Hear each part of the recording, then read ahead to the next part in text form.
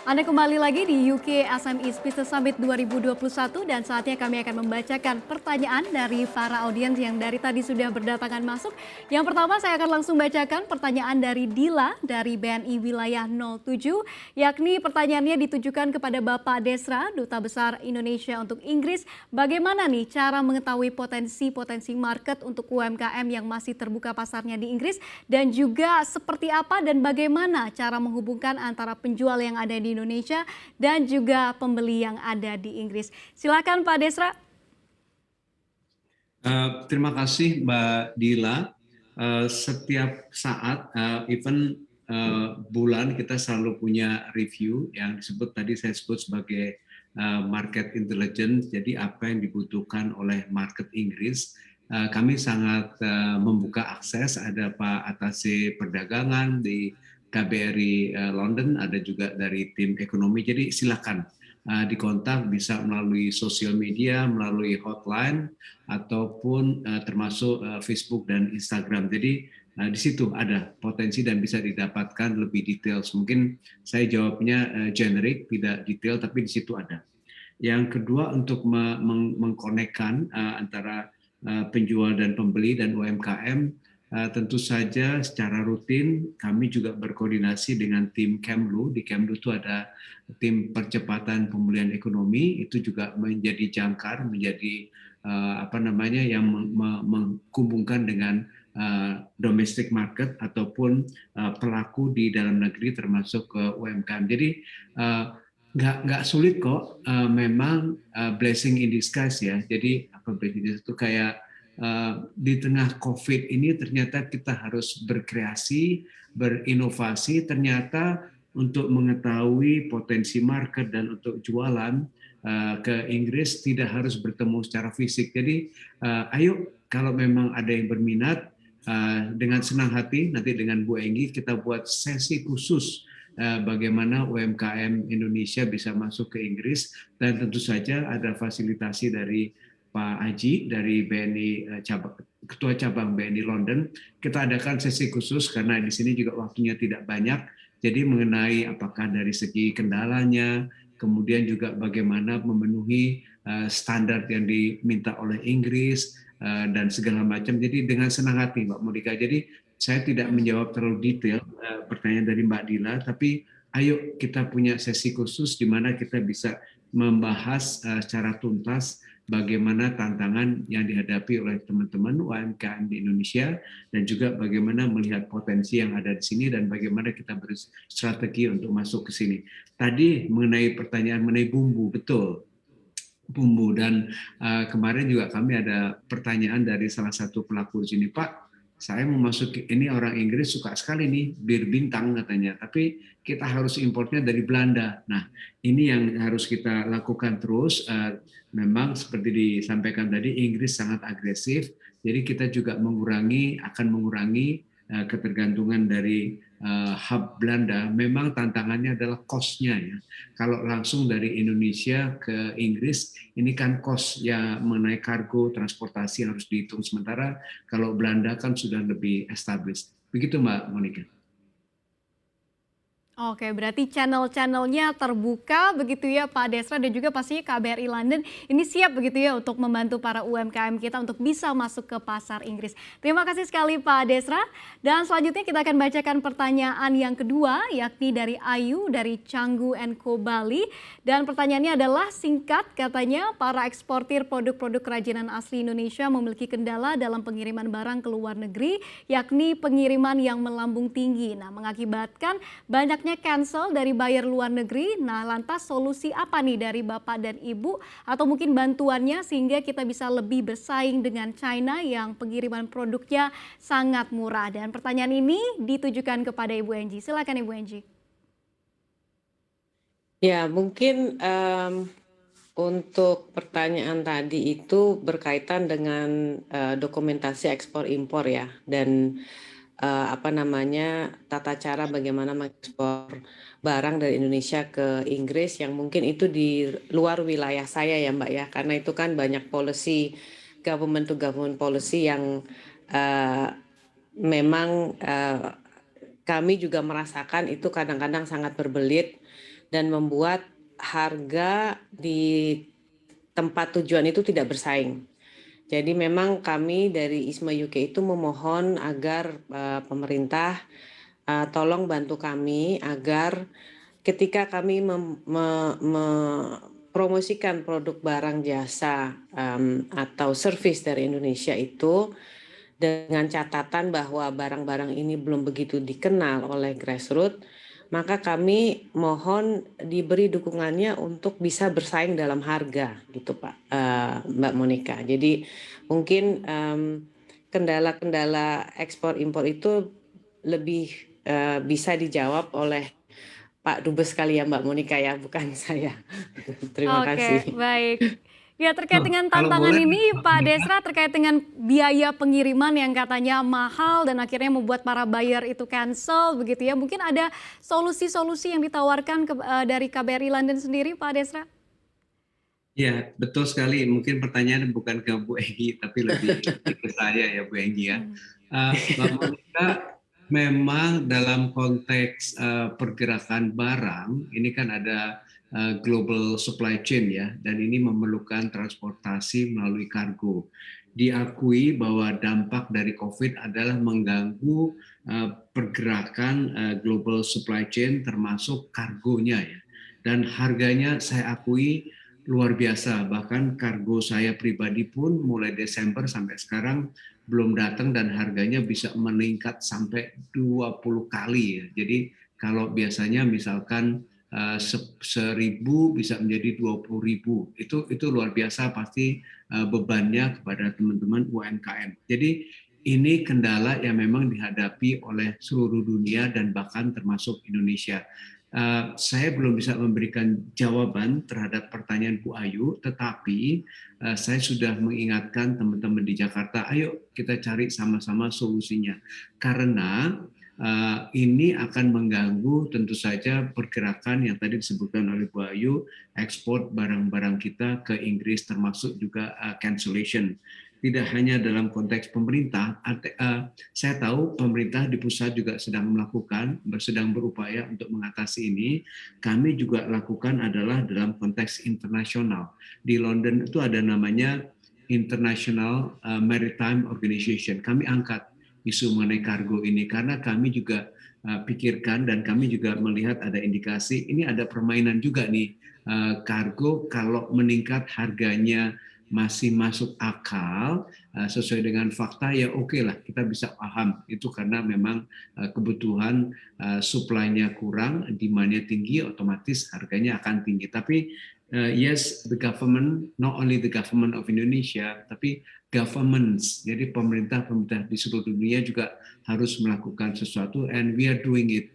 Bu Ayu, kita sedang melakukan dan kita juga mengupayakan agar harga cost dari transportasi ini bisa ditekan dan tidak terlalu mahal dan membebani UMKM dan pelaku bisnis lainnya.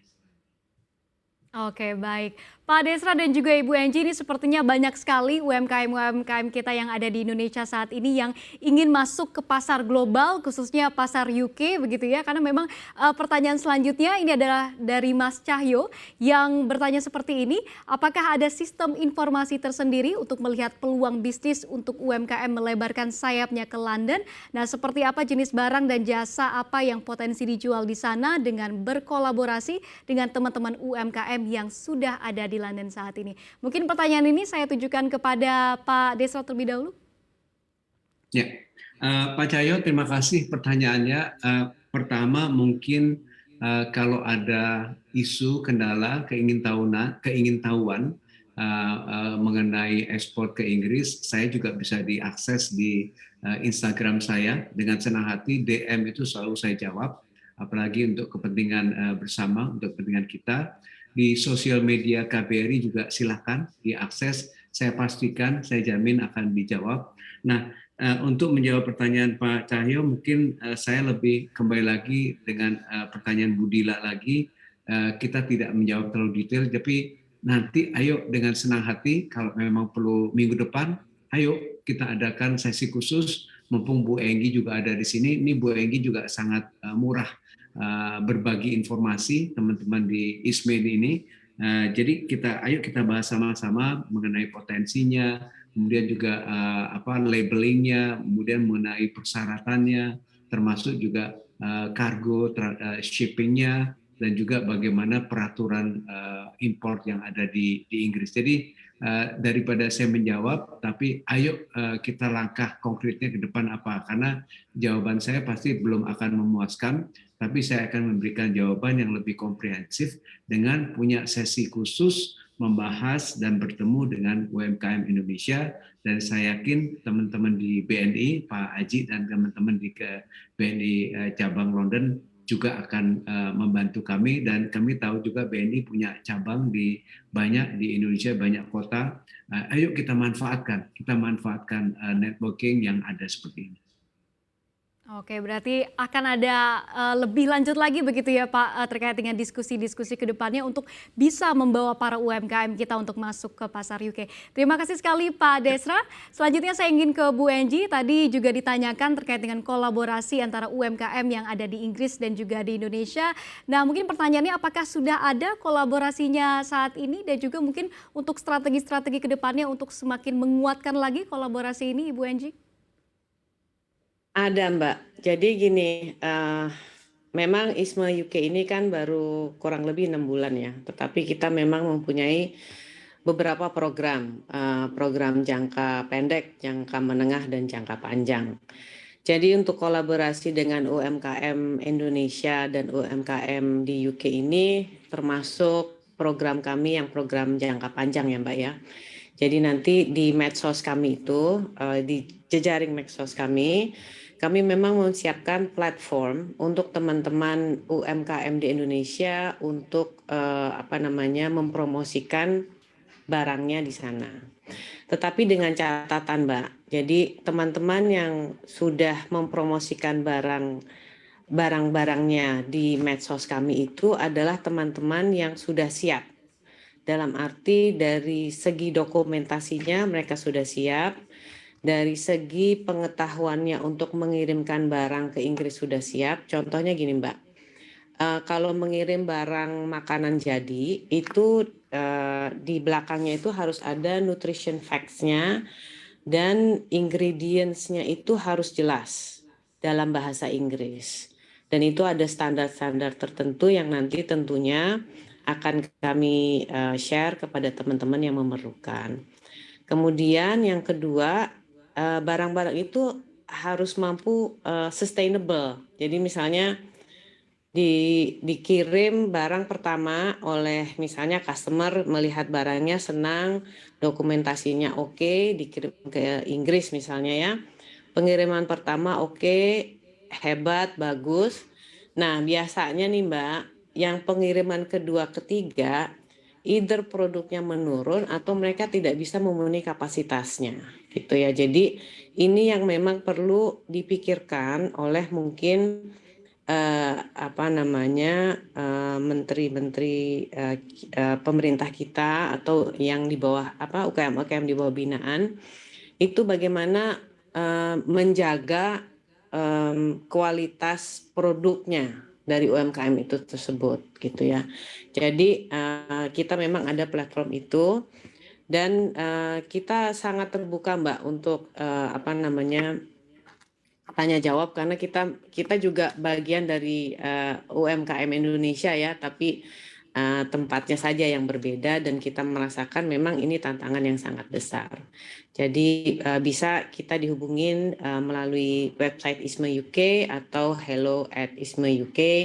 Itu silahkan pertanyaan apapun yang bisa kami jawab, tetapi tidak ada berhubungan dengan policy making ya Mbak ya. Kita ini we are the doers gitu ya. Jadi kita tergantung, memang harus tetap tunduk pada aturan-aturan yang berlaku bagi kita. Itu aja. Oke, baik, menarik sekali Ibu Angie dan juga Pak Desra, tadi kita sudah membahas terkait dengan seperti apa hubungan dagang antara Inggris dan juga Indonesia. Lalu kemudian kita juga sudah membahas terkait dengan bagaimana strategi dan juga upaya-upaya yang dilakukan untuk semakin memajukan lagi UMKM kita yang ada di sana dan juga bagi para UMKM kita di sini yang ingin masuk ke pasar UK. Pastinya kita semua berharap agar diskusi ini nantinya akan semakin membuka jalan lagi bagi para pengusaha, yakni para pelaku UMKM kita yang ada di sini untuk bisa menembus pasar global, khususnya pasar UK ke depannya. Nah, tapi sayangnya waktu kita terbatas saat ini, Bu Angie dan juga Pak Desra. Mungkin ya sebagai penutup dari webinar UK SME Business Summit 2021 ini, mungkin kita akan mendengar seperti apa closing statement dari para panelis kita hari ini. Yang pertama saya ingin mengundang terlebih dahulu Pak Desra, silakan Pak Desra. Ya, pendek Mbak Monica, terima kasih. Suatu kehormatan bisa berinteraksi langsung dengan pelaku UMKM Indonesia. Saya ingatkan kembali bahwa KBRI aksesnya sangat terbuka dan saya juga mengundang, ayo kita punya sesi khusus karena saya juga ingin berbagi mengenai kiat-kiat untuk memasuki pasar Inggris, tentu saja dengan kerjasama dengan BNI dan juga dengan Bu Enggi. Misalkan UMKM kita itu perlu mencari peluang pasar Inggris dengan segmen tertentu, segmennya jelas. Jadi jangan langsung mau masuk semua, tapi fokus segmennya apa. Inovasi penting ya, kemudian e-commerce itu juga terus kita lakukan untuk marketingnya. Tadi yang Bu Enggi sebutkan, menjaga kualitas produk dan keberlanjutan produksi. Jadi kualitas dan produksinya terus. Peningkatan kapasitas SDM, kaitannya adalah bahan bakunya juga dengan produksinya. Jadi yang dibentuk, diciptakan dan dijual adalah bisa dijaga kualitasnya. Memahami aturan impor Inggris, ini juga tadi yang Bu Egi menyebutkan mengenai labeling, nutrisi ataupun kandungannya apa. Dan yang terakhir yang sangat penting adalah mengikuti tren konsumen Inggris ya. Fair trade, jadi perdagangan yang fair, kemudian juga sustainability, keberlanjutan, ramah lingkungan. Di Inggris ini semua trennya adalah ramah lingkungan. Dan jangan lupa, kalau menjual apakah jasa ataupun barang ataupun produk, itu ada narasinya yang bisa appeal, bisa menjual dan bisa dibeli oleh market di Inggris. Misalkan terkait dengan ramah lingkungan, terkait dengan perempuan, terkait dengan girls, jadi ada narasi, ada bahasa Inggrisnya itu ada storytellingnya gitu. Itu yang sangat appealing dan sangat disukai oleh market dari Inggris. Terima kasih sekali lagi Mbak Monica dan terima kasih sekali lagi kepada BNI yang telah menyelenggarakan acara UK SME Business Summit dan suatu kehormatan bagi saya untuk diundang di acara ini. Terima kasih sekali Pak Desra. Mungkin selanjutnya Bu Angie bisa menyampaikan closing statement. Baik Mbak Monica, closing statement saya adalah UMKM diaspora Indonesia di UK mempunyai potensi yang besar untuk digali lebih jauh. Kami ini adalah garda terdepan dari promosi Indonesia secara masif. Dan memang sebelum ISME ini kami secara terpisah dan tersendiri sudah melakukan promosi. Jadi kita perlu satu wadah yang benar-benar didukung. Dan mungkin kita juga harus mempunyai titik sentra pusat promosi Indonesia di berbagai kota di Inggris, Mbak. Misalnya seperti di Bristol, Manchester, Oxford, Birmingham, bahkan sampai di Skotlandia yang dapat mempromosikan Indonesia secara jejak dan teratur, di mana UKM-UKM UK, diaspora UK ini mempunyai tempat jualan yang tetap sehingga mempromosikannya enak. Dan demikian karena produknya sudah familiar oleh orang-orang lokal ini, maka otomatis UKM teman-teman kita yang di Indonesia itu akan terbawa ke Inggris. Dan memang ini pekerjaan yang panjang dan penuh tantangan ya, dan saya yakin dengan dukungan KBRI dan BNI serta para stakeholders lainnya, kita ini semua bisa maju dan memetik manfaatnya. Sama juga dengan tadi apa yang diucapkan oleh Pak Desra, saya harap summit ini akan ada diskusi-diskusi mendalam lanjutan tentang bagaimana pelaksanaannya secara konkret dan nyata untuk promosi Indonesia di negara Inggris. Untuk penutup, ISME UK siap untuk bekerja keras, Mbak. Terima kasih. Baik, terima kasih sekali atas waktu dan juga pastinya diskusi yang sangat menarik sekali. Duta Besar Republik Indonesia untuk Inggris, Bapak Desra Percaya, dan juga Chairwoman dari Indonesia SMEs Community atau ISME UK, Ibu Aji Holt. Salam sehat selalu Bapak dan juga Ibu sekalian. Ya, demikian Bapak Ibu hadirin sekalian, akhir dari webinar kita. Pastinya kami ucapkan terima kasih kepada seluruh narasumber yang telah berbagi pandangan dalam webinar UK Assamese Business Summit 2021 UMKM Go Global bersama dengan BNI. Bapak Desra Percaya, yaitu Duta Besar Republik Indonesia untuk Inggris, Bapak Henry Panjaitan, Direktur Treasury dan International dari BNI, Ibu Angie Holt, Chairman of ISME UK, serta para keynote speaker kita, ada Bapak Muhammad Lutfi, Menteri Perdagangan Republik Indonesia, Bapak Erick Thohir, Menteri BUMN Republik Indonesia, dan juga Bapak Royke Tumilaar, selaku Direktur Utama dari Bank BNI. Dan kami ucapkan pastinya terima kasih kepada seluruh pemirsa yang sudah menyaksikan webinar pada hari ini. Saya Monika Chua mewakili seluruh kerabat kerja yang bertugas undur diri. Sampai jumpa di webinar CNBC Indonesia dengan topik dan narasumber yang pastinya tidak kalah menarik. Stay safe, stay healthy, CNBC Indonesia, Beyond Business.